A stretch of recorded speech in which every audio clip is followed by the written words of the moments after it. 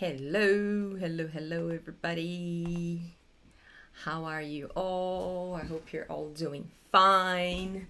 Okay, and I'd like to say to you again, all right, welcome to another Exploring IELTS with Fabi.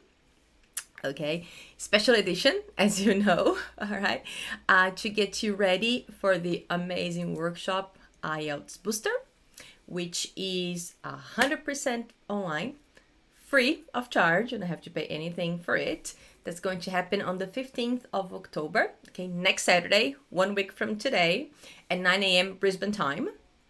Okay, but it's about 6 p.m. in South America.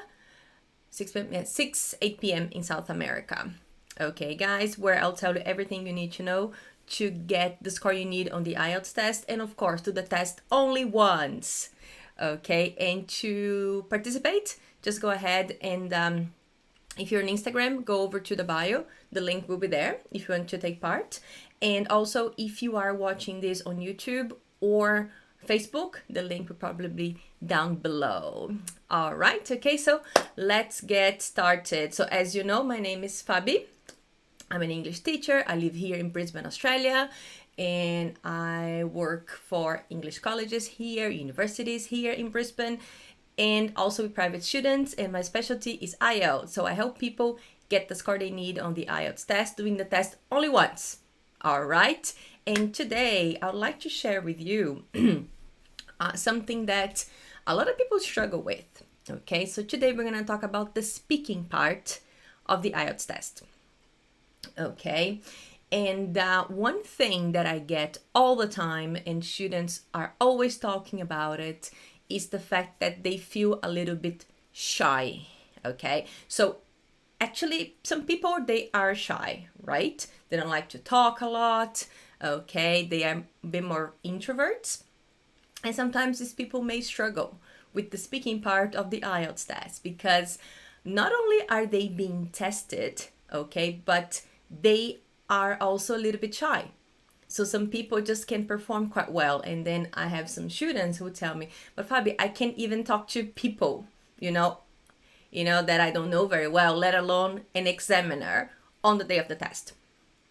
All right, so I'm gonna tell you some of the things that I've been trying with my students that have been working, okay, and I suggest you try them too, okay, just so you can ace your speaking test. All right, so just before you start, I would like to let you know that this is not a live where we'll be talking about how not to be shy, because I think that if you're shy, it's your personality, and that's completely okay.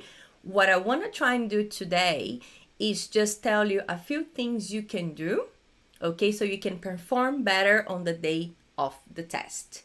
Okay, so this is not for you to stop being shy, okay, because I think it's a personality. Okay, we can change that.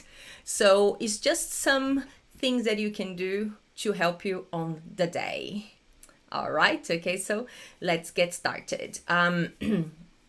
So one of the things that I feel that work a lot with people, okay, is just actually the preparation, okay? We have been talking about preparing yourself and practicing a lot, okay? So I do feel that one thing that might stop people from getting the score they need, it's surprises on the day of the exam. All right, so I think most of you probably know what the IELTS speaking test is like. So basically, but I'll explain again in case you don't know yet. So basically, you will be talking to the examiner, right? So you go into a room, and there will be an examiner asking you the questions, and then you will be answering the questions. And the examiner will be taking some notes, and then the examiner will give you a score. Okay, so the very first part of the test, it's just questions like about hobbies. Actually, sorry, no. First, they're gonna ask you some personal questions, like for example, oh, where are you from? Where do you live? What do you do? Okay, that kind of thing.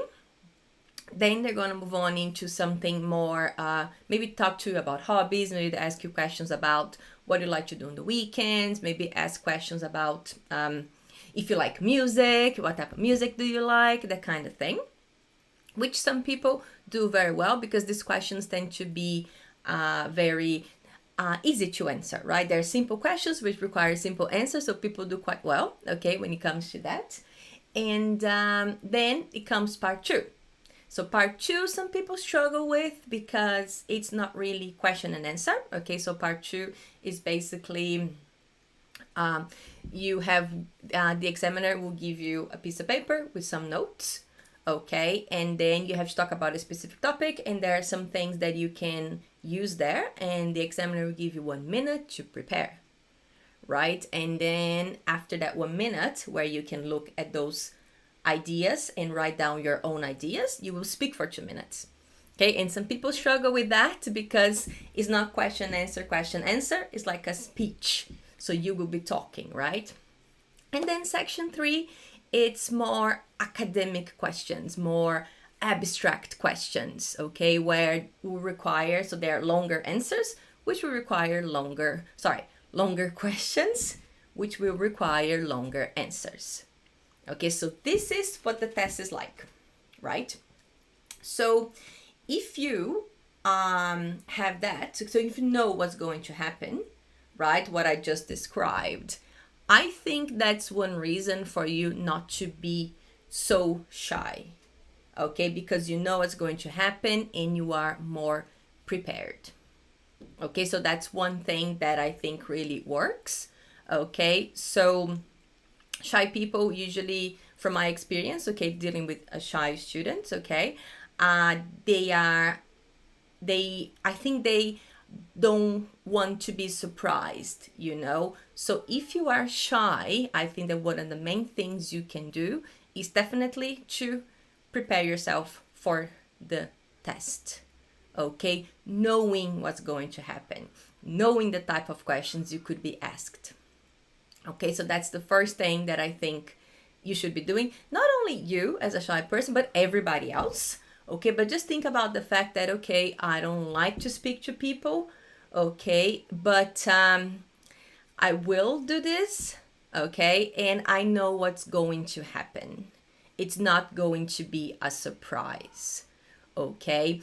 And guys, even if you are shy, just think about the fact, why are you doing the IELTS test, right? Why did you decide to do the IELTS test? The main reason is probably because you want something bigger.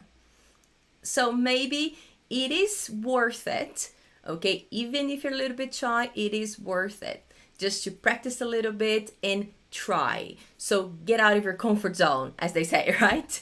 Because then you will be able to achieve something.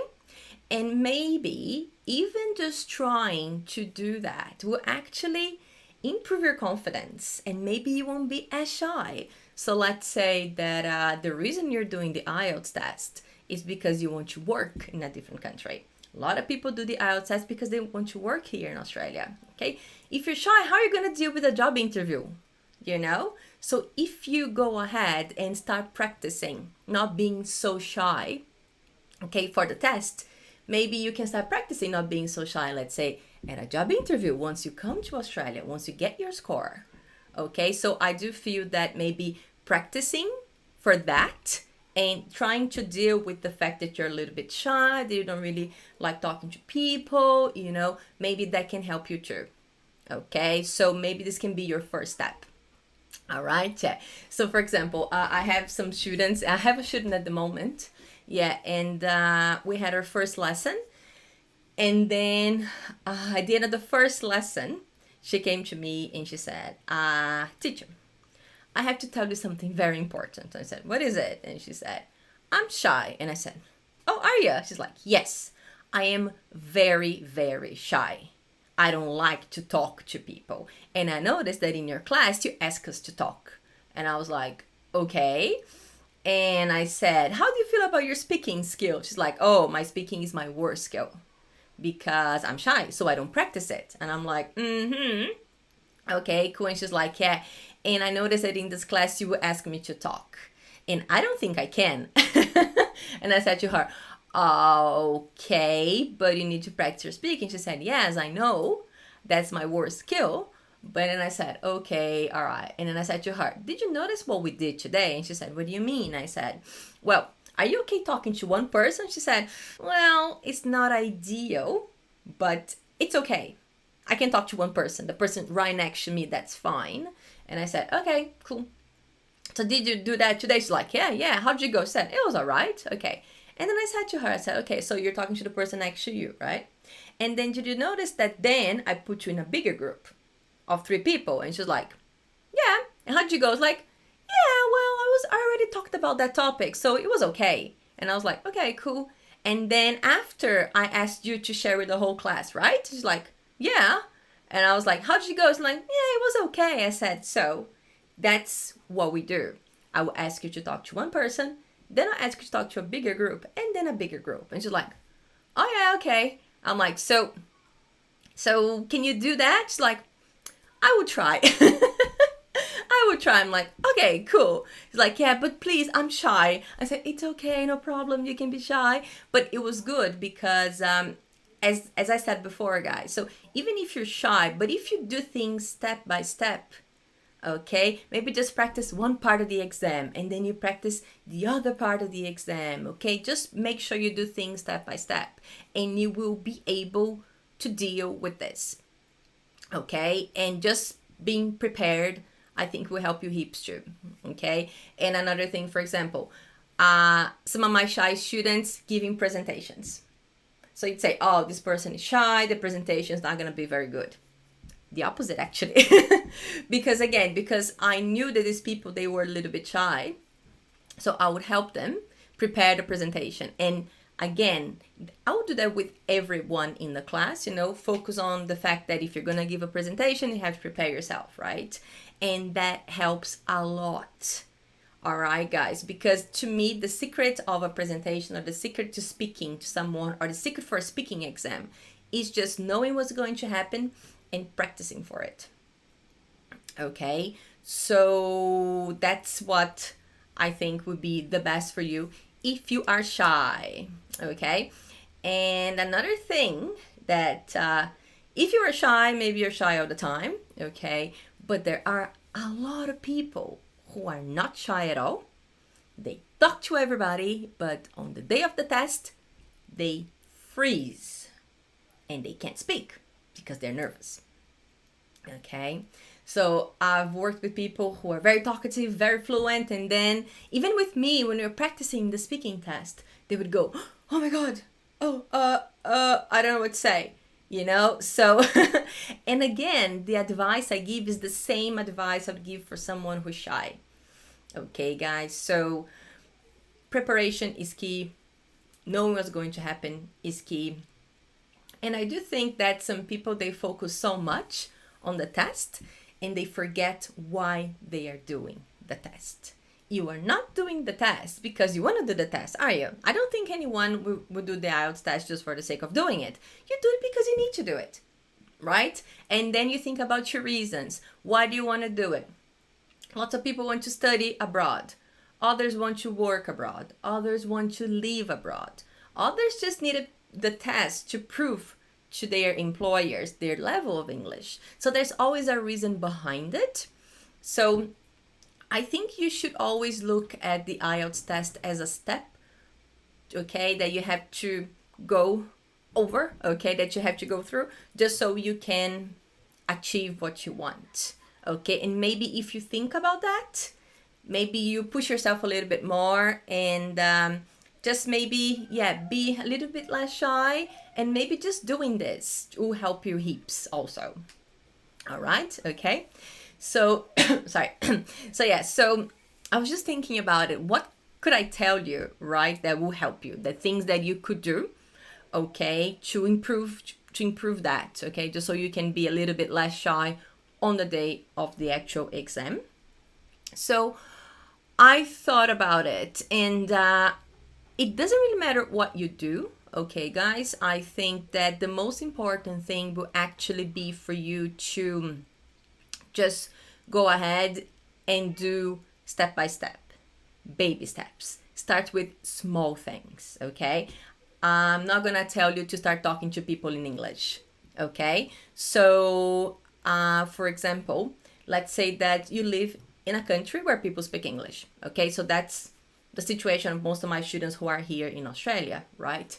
So let's say they go over to the supermarket and they're waiting in line, you know, and then I'm not gonna ask them to talk to the person next to them, okay? But here in Australia, for example, it's very common for the cashier, you know, the person at the checkout, to talk to you. Hey, how's it going? How's the day? Good day, you know, how are you? They always talk to you. Maybe that's a good start. Just talk to the person who's scanning your products at the supermarket. Okay, they say, how are you? Say, hey, I'm fine. You know, so that's a step.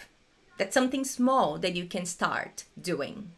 Okay, or for example, still, if you live in a country where people speak English, you know, just making conversation with some people. But again, I'm not asking you to talk to someone for a long time. It's just to say a hello. It's a start.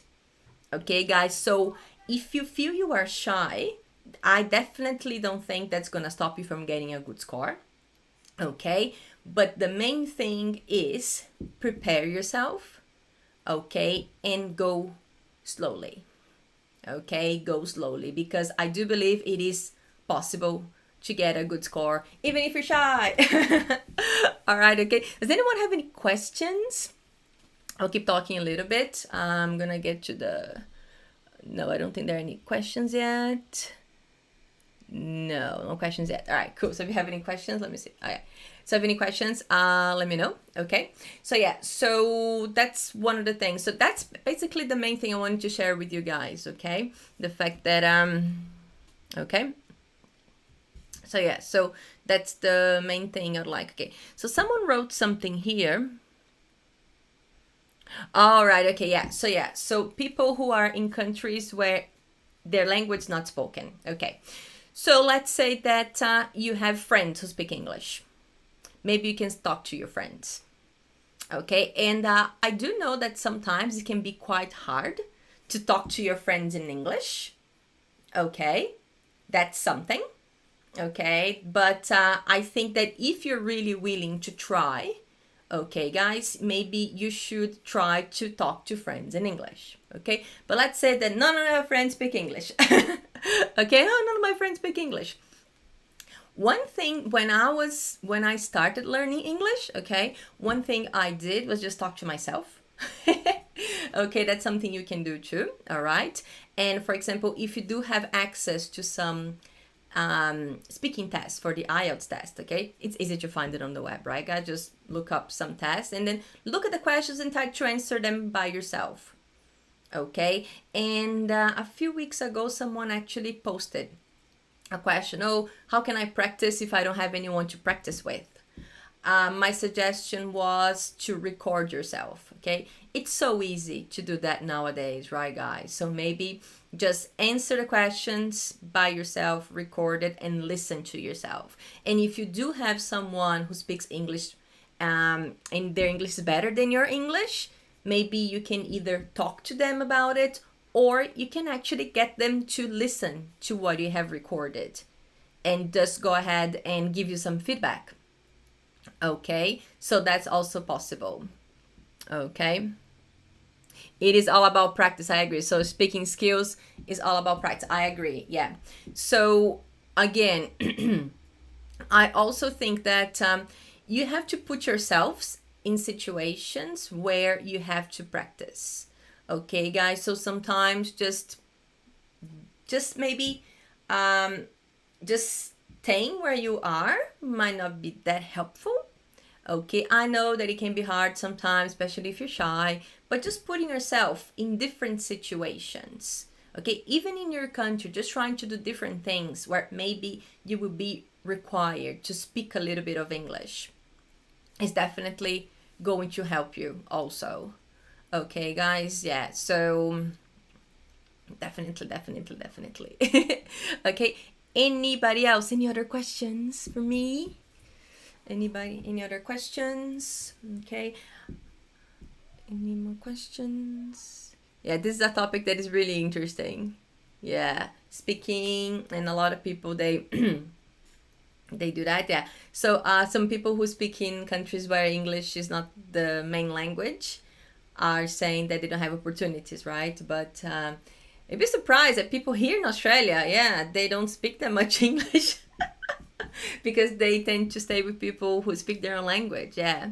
So, and that's what I say. It's not wrong to hang out with people who speak your own language, but I do think that you should also hang out with people who don't speak English, okay? Sorry, don't speak your language, okay? So that's another message here. So force yourself to speak in English, forget about rules and grammar, just throw yourself into the conversation and be natural and confident, yeah. So I agree with you. I feel that you should be speaking as much as you can, okay, guys? So there are some steps also for that. So if you want to improve your fluency, yes, just go ahead, talk as much as you can. And when you really improve your fluency, okay, when you're very, very fluent, then maybe it would be a good time for you to start focusing on your grammar. But in the beginning, if you really want to speak, okay, guys, just go ahead, speak English, all right, and and it's okay.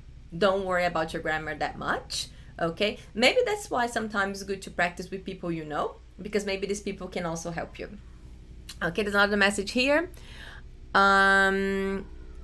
Okay, so I also have different accents. For example, your English is very easy for me, but your accents are so hard to understand. Yeah, that's another thing that can be hard. I agree with you, okay? But just remember also that you get used to accents, okay? You think my English is easy to understand, but I've had students who had a hard time understanding me in the first day of the class.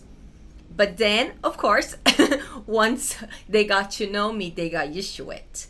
Okay, guys, so maybe the best thing you can do is to try different accents. Just listen to lots of different things, okay? Because maybe on the day of the exam, you have some different accents, okay? Another person here. So I love English, and I think that I'm beginning to understand. I'll say, oh, great. Thank you. Yeah, because, yeah. And again, guys, yeah, so like I said before, yeah, so sometimes the very first time you listen to something, it can be a little bit hard, but as you listen to it, you get used to it, okay? So just something simple, for example, if we're thinking about the listening part of the IELTS test, right? It is very common for some people to get the beginning to have problems at the beginning of the listening and get everything right towards the end, because you get used to the person's accent.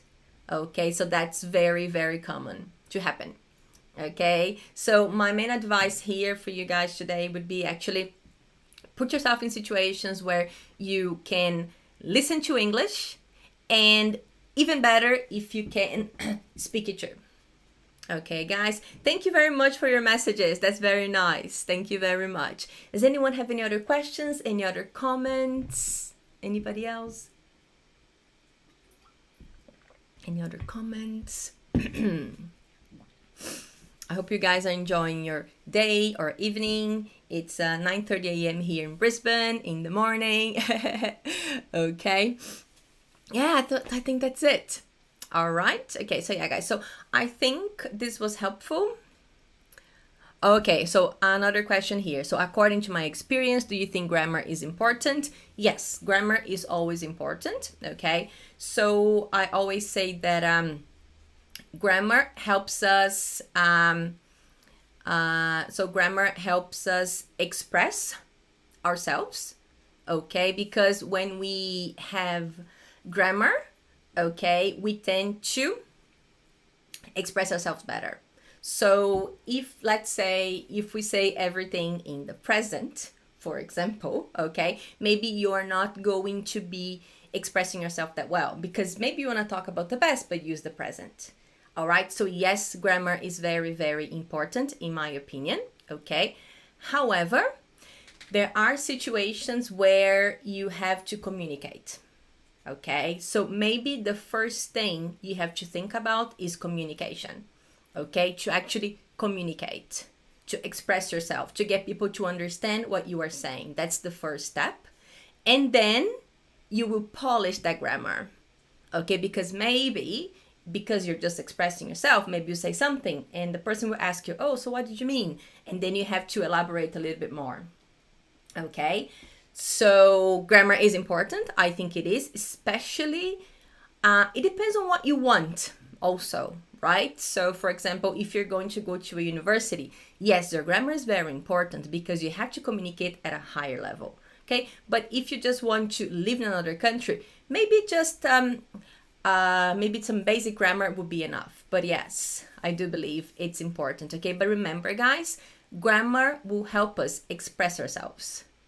Okay, and sometimes if you make a grammar mistake, people might misunderstand us. Okay, so yeah. Okay, so there's another question here. Yeah. Hey, Wellington. Yeah, no, I changed schools now. I worked at different places now. Oh, yeah. Yeah, Wellington, Wellington was my student in Australia in 2013, guys. What are you up to, Wellington? God, such a long time ago. Oh my God, that's 9 years ago. Oh, that's a long time. Are you up to, Wellington? Yeah, it was a long, long time ago. The best teacher I had in Australia. That's awesome. Thank you. Thank you so much. And another comment here. Many people just speak very almost 100%, but when they write, okay, that's another problem. I agree. Okay. So, yeah, there's a big, big difference, okay, guys, between writing and speaking. Okay. Next week, we're going to have a live on writing. Okay, and yeah, it's just very different because usually what happens is what we express in when we speak is different from usually what we have to express when we are writing, right? So yeah, that can be a big problem. It's a big difference, okay, but it's doable. All right, so we just think about what I suggest to people sometimes, if you feel that you speak English well, but your writing's not very good, if you have to write something, you can actually write as you speak. Okay, go ahead and write it. And then you go back to it and you adjust it. Okay, so that's my suggestion, usually for people who feel that their speaking is much better than their writing. Okay. So that's one thing that you could try to do. Okay, so just go ahead and write. Okay, whatever you want. And then you polish it. Okay, because I feel that if you want to write perfectly the first time, you might get really stuck, especially maybe because you're not used to it. So go ahead and write as you would. Okay, as you would speak, okay, so you just write it and then you polish it. You go back and you realize, oh, this is more spoken than written. So maybe I would change that. Okay. Connectors are extremely important for speaking and writing to keep the main idea flowing. I agree. I completely agree with that. Yes. So yes. So if you want to improve your flow, okay, yes. So you should definitely have that. So with these connectors and all of that, I think that the most important thing you should think about also is the grammar of it. Because sometimes you would use them, you have to know the meaning of them and also the grammar of it, okay, just so you can use it properly, because if you misuse them, then it's going to be very confusing whatever you write or speak. Okay, yeah. So another question: Spanish, modern language, sometimes difficult to think in English. Okay, what do I think about it? Yeah, so the thinking in English, I think it's a process, okay, and it doesn't happen overnight, but I feel that we should keep practicing. Okay, so so maybe if you think about thinking in your language, I always give the example because I'm originally from Brazil, right? So I speak Portuguese and I speak English, and to me, I think in English, of course, but I do feel that in my brain, I have two little boxes inside my brain, okay? So if I'm communicating, if I'm talking to someone and I need to communicate in English, I go to my box of English words, all right? And if I need to communicate in Portuguese, I will go to my box of words in Portuguese. That's what I do, because the constant translation, all right, that which is what some people do. You ask them a question, all right, and then they would answer the question in their head, in their language, and then they translate it. That takes time, and then you lose fluency when you do that. All right, so maybe try to think about this concept of two little boxes in your head, okay, and then you go and you get information from these two separate boxes whenever you need it. Maybe that will help you speak more in English. And think more in English, okay? Yeah. Cool. Oh, heaps of questions today. That's so cool. Any other questions for me, guys? Anybody else? No? Okay, yeah. So I'm gonna go. Okay, but I'll be back on Monday. I think it's 10 a.m., I think. Just have a look at my Instagram here to know, or YouTube. And I think that if you go to YouTube, the live is already scheduled there. So you can actually click and get a reminder, I think it is.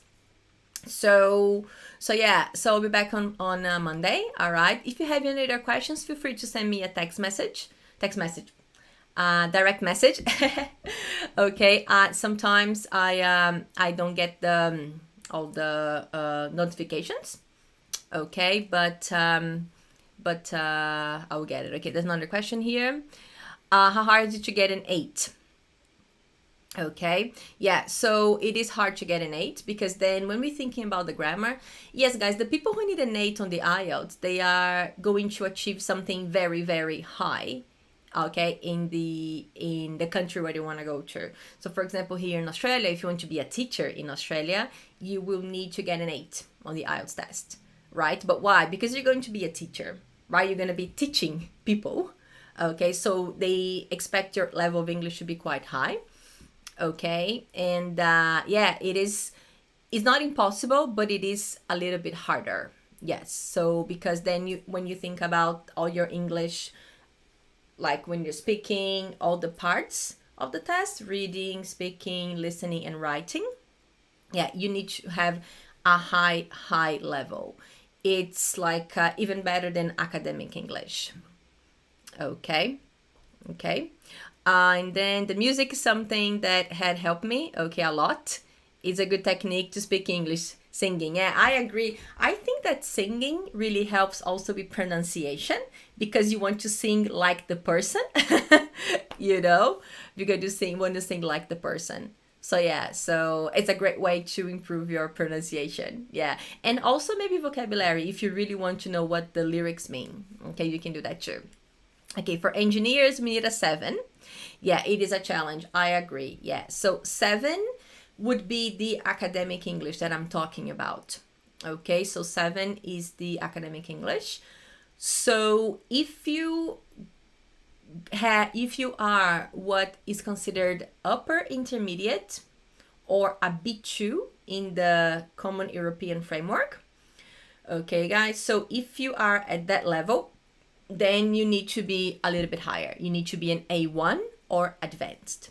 Okay, so if you are at a 6 on the IELTS test, okay, everything that you are doing, okay, should be a little bit more academic so you can achieve your 7. Okay, so if you are practicing for the test and you're still getting 6, 6.5, 6.5, maybe just spend some time improving your English a little bit. Okay, and then you definitely get your 7.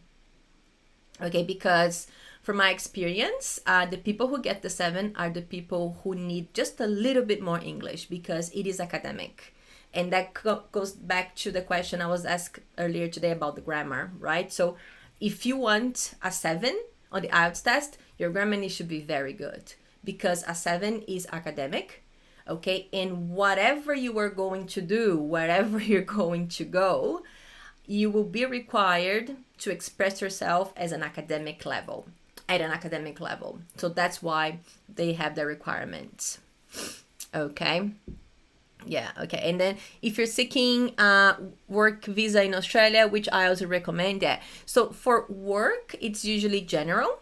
Okay, but my suggestion would be just check where the requirements of what you want. So check the type of visa you need and then just go ahead and check the the requirements.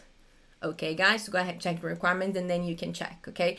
One thing I noticed is that if you need the general test, okay, if a requirement general, if you do the academic, it's okay. But if you need the academic test, but you do the general, they won't accept it. Okay, but the most important thing would be to actually go ahead and just check which one you need. Okay, and I don't think that there's a test that is easier or harder. I think they're exactly the same, honestly. Okay, I don't think they're any easier or more difficult. Okay, any other questions for me before I go? No? All right, cool. Okay, so I'm gonna head out now. Okay, but again, guys, if you have any other questions, direct message me or send me an email. Okay, fabi@fabienglish.com. All right, so have a good